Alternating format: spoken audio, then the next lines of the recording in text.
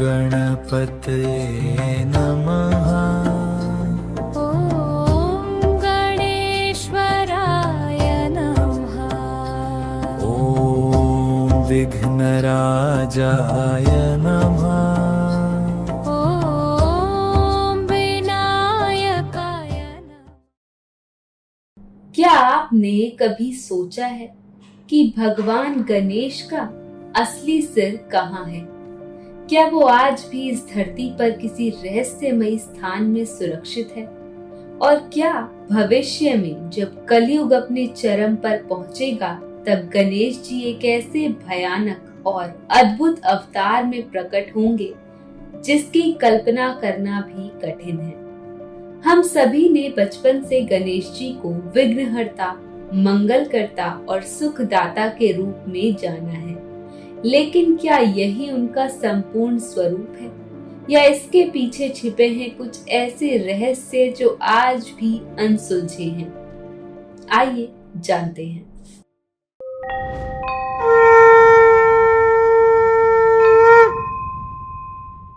कलयुग और धूमकेतु, गणेश का रहस्य।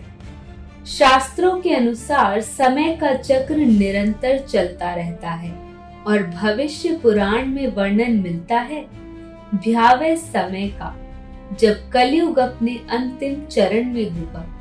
उस समय धर्म का पतन हो जाएगा, सत्य का मजाक उड़ाया जाएगा और मनुष्य अपनी ही मानवता भूल जाएगा। चारों ओर अराजकता, युद्ध और लालच का साम्राज्य होगा। इसी अंधकार के बीच प्रकट होगा एक महाशक्तिशाली असुर, कलिराज।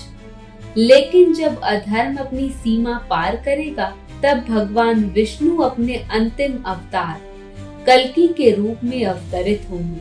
परंतु यहाँ सबसे चौंकाने वाली बात ये है, इस अंतिम युद्ध में कल्कि अकेले नहीं होंगे, उनके साथ प्रकट होंगे स्वयं भगवान गणेश अपने रहस्यमयी और भयानक धूमकेतु अवतार में।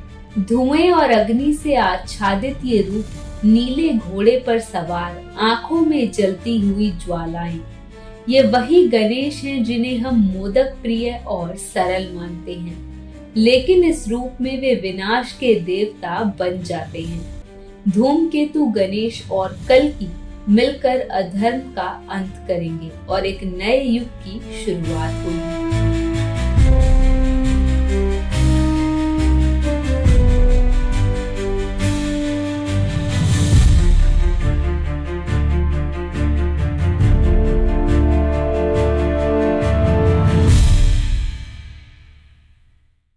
गणेश जी के युद्ध रूप और दैत्य संहार। गणेश जी केवल शांति और बुद्धि के देवता ही नहीं, बल्कि एक महान योद्धा भी हैं।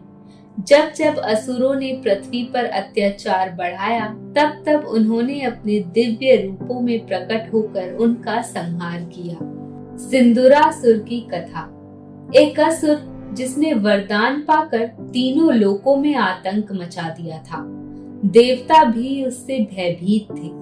तब गणेश जी ने मोरेश्वर रूप धारण किया, 6 भुजाओं वाला अत्यंत शक्तिशाली स्वरूप। भीषण युद्ध के बाद उन्होंने सिंदूरासुर का अंत किया और संसार को उसके आतंक से मुक्त कराया।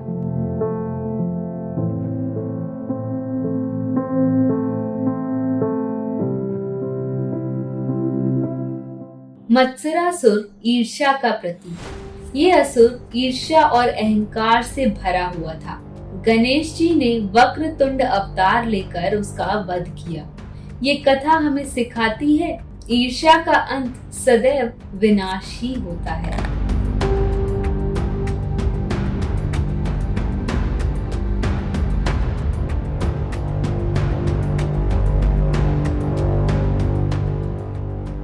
अनलासुर की अद्भुत कथा।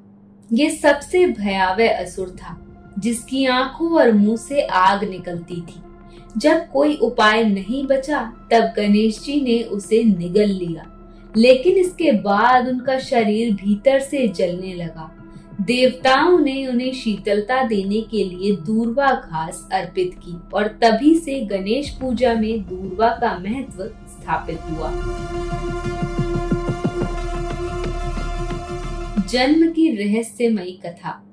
अब बात करते हैं उस घटना की जिसने गणेश जी को गजानन बनाया।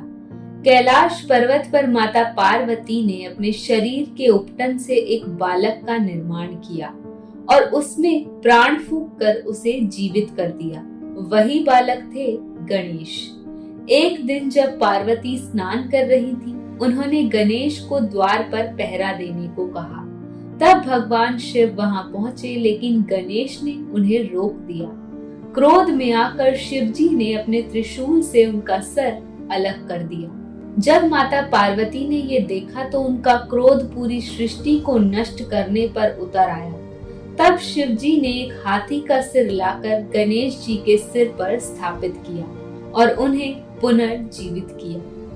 लेकिन कुछ मान्यताओं के अनुसार गणेश जी का असली सिर आज भी एक रहस्यमय स्थान पर सुरक्षित है। कहा जाता है कि उत्तराखंड की पाताल भुवनेश्वर गुफा में आज भी वो दिव्य ऊर्जा मौजूद है।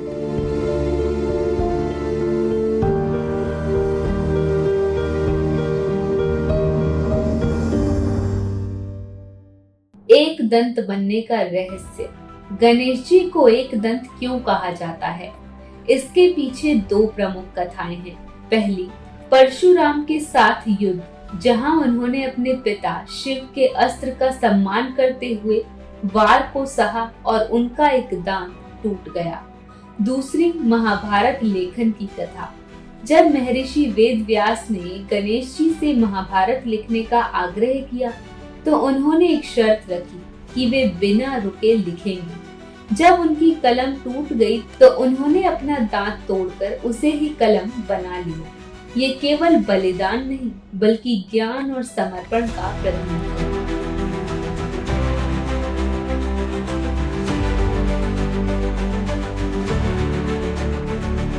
विवाह और तुलसी का श्राप। एक समय तुलसी देवी ने गणेश जी को विवाह का प्रस्ताव दिया, लेकिन गणेश जी ने ब्रह्मचर्य का पालन करते हुए उसे अस्वीकार कर दिया। क्रोधित होकर तुलसी ने उन्हें श्राप दिया कि उनका विवाह अवश्य होगा।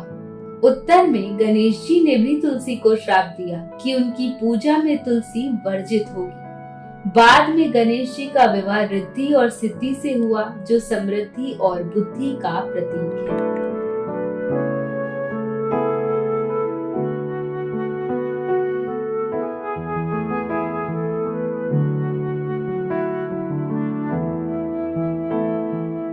प्रथम पूज्य क्यों?